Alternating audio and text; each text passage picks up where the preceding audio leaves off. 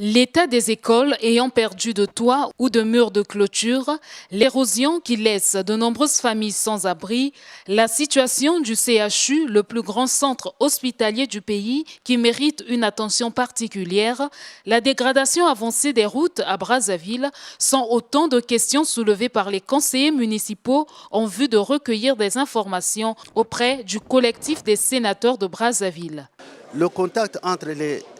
les mandants et les sénateurs doit être très régulier pour échange, pour que nous leur disons les problèmes qui se passent sur le terrain, pour qu'ils les amènent là-bas, aillent les traiter, parce que c'est eux qui ont au moins le pouvoir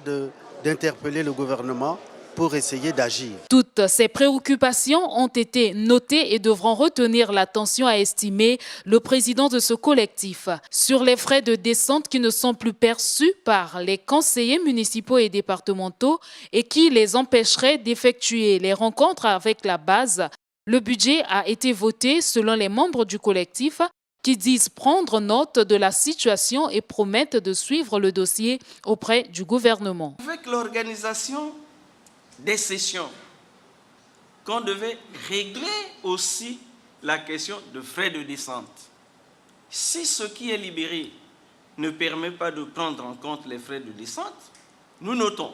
Au cours de ces échanges, le collectif des sénateurs élus de Brazzaville a fait le compte-rendu des activités parlementaires de la Chambre haute du Parlement depuis la 4e session ordinaire budgétaire de la 3e législature, tenue du 15 octobre au 23 décembre 2018.